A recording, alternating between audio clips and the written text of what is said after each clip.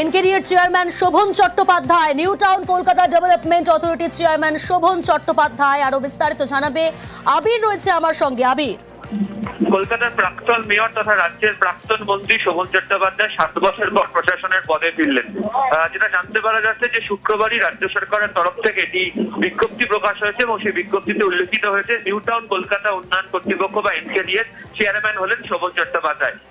এই পদ এতদিন সামলাচ্ছিলেন রাজ্যের প্রাক্তন মুখ্য সচিব তথা মুখ্যমন্ত্রীর মুখ্য উপদেষ্টা আলাপন বন্দ্যোপাধ্যায়। তুমি জানো যে মেয়র হিসাবে, মন্ত্রী হিসাবে দীর্ঘদিন এবং তারও অনেক আগে থেকে কাউন্সিলর হিসেবেও শোভন চট্টোপাধ্যায়ের দীর্ঘদিনের কাজের অভিজ্ঞতা রয়েছে এবং সেই অভিজ্ঞতার কারণে বিভিন্ন সময় তার বিভিন্ন পদক্ষেপ তা নিয়ে বারবার ধরে আলোচনাও হয়েছে।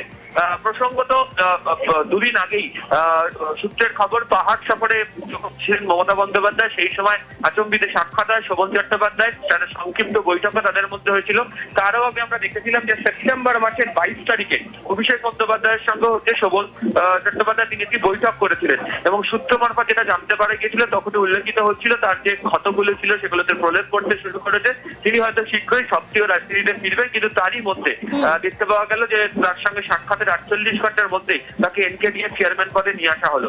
যদিও তার যারা তার এতদিন ধরে সতীর্থ ছিলেন, যাদের সঙ্গে তার রাজনৈতিকভাবেও যোগাযোগ বিভিন্ন সময় বহু বছর ধরে হয়ে হচ্ছে, তাদের বক্তব্য যে মেয়র হিসেবে তিনি যে অভিজ্ঞতার সম্মুখীন বা তিনি যে ধরনের কাজ করে এসেছেন সেই অভিজ্ঞতাকে এনকেডিএ কাজে লাগাতে পারবেন। ফলে প্রশাসনিক দিক থেকে এনকেডিএর চেয়ারম্যান হিসেবে শোভন চট্টোপাধ্যায়ের অন্তর্ভুক্তিকে বা দায়িত্ব পাওয়াকে তার অত্যন্ত গুরুত্ব সহকারেই দেখছেন। বেশ।